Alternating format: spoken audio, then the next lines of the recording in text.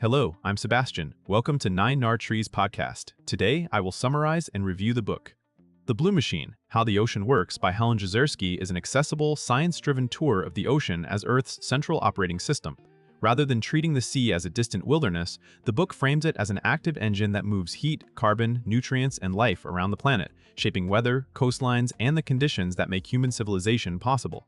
Czerski, a physicist and ocean communicator, connects everyday experiences such as winds, storms, seafood, shipping, and beach landscapes to the underlying physical processes that govern seawater in motion. The narrative emphasizes how small-scale physics, from turbulence and bubbles to microscopic organisms, scales up into vast currents and global climate patterns. Along the way, it clarifies why the ocean is not just a backdrop to climate change, but a major player that both buffers and amplifies impacts. Readers get a coherent mental model for how the ocean works and why understanding it matters now. I will give you key takeaways from this book. Firstly, the ocean as a planetary engine for heat and climate. A central theme is that the ocean is the main reservoir and transporter of heat on Earth, and that the storage and movement governs climate more than most people realize. The book explains how sunlight warms the surface, how winds and evaporation exchange energy with the atmosphere, and why water can absorb and redistribute enormous amounts of heat without dramatic, immediate temperature swings. That buffering effect is helpful for stable climates, but it also means that heat added to the system does not simply vanish. It can be stored and later influence weather extremes and long-term trends. The discussion links familiar patterns, such as temperate coastal climates and storm development, to the ocean surface as a boundary where energy and moisture feed the atmosphere. It also highlights that ocean circulation is not a single conveyor belt, but a set of interacting flows driven by wind, density differences, and the shape of basins. Understanding the ocean as a heat engine clarifies why climate change is inseparable from ocean change and why measurements at sea, from temperature profiles to currents, are essential for reliable predictions. Secondly, water in motion, waves, turbulence, and the physics of mixing.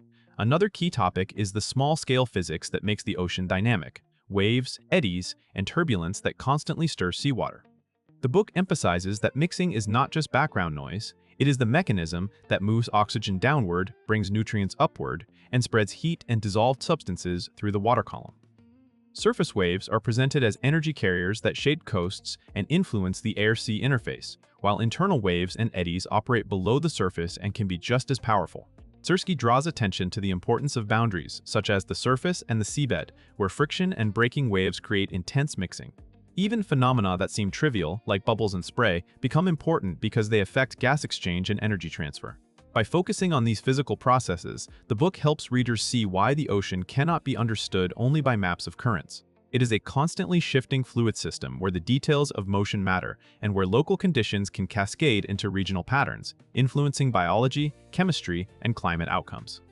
Thirdly, life and physics, plankton, food webs, and the ocean's hidden workforce. The ocean is also portrayed as a living system whose biology is tightly coupled to physics.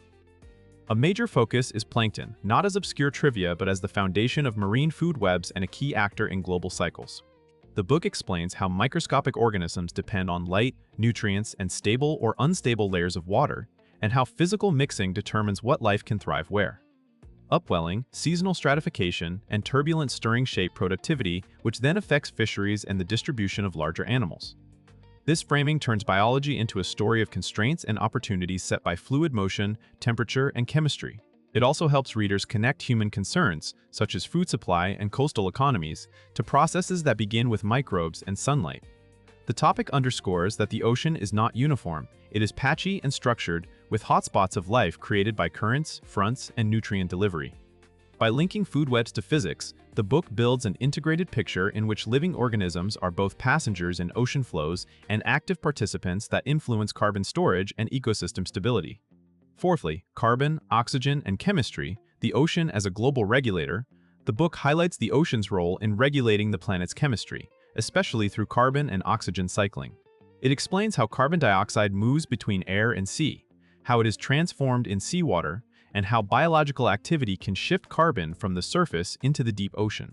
This matters because the ocean acts as a major sink for human-emitted carbon, moderating atmospheric change. But that service comes with consequences such as ocean acidification and stress on organisms that build shells or skeletons. The chemistry is presented as a set of processes tied to temperature, circulation, and mixing. Colder waters generally hold more gas, and circulation determines whether carbon stays near the surface or is carried into deep reservoirs for long periods. Oxygen is treated similarly, with attention to how ventilation and stratification control where oxygen is replenished or depleted. The overall message is that the ocean is not just water, it is a reactive, interconnected chemical system that stabilizes Earth over long timescales, while also being vulnerable to rapid perturbations. Understanding these mechanisms helps readers evaluate climate headlines with clearer causal reasoning. Lastly, people and the sea, coasts, trade, and why ocean understanding matters now. A final important topic is the direct link between ocean processes and human life, from coastal landscapes to global trade routes.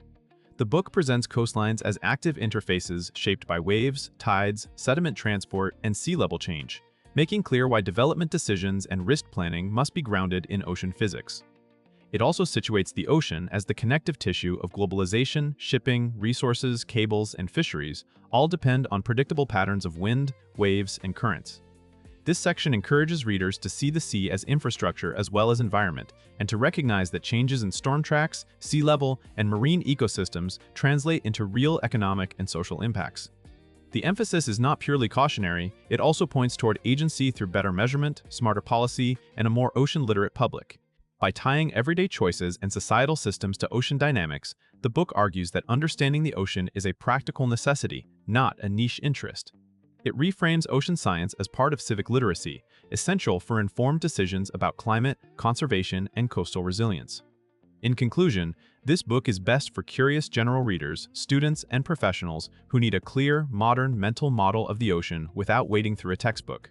If you follow climate news, live near a coast, work in policy or education, or simply want to understand why the sea shapes weather and ecosystems, it offers a grounded framework that connects familiar observations to the physics underneath.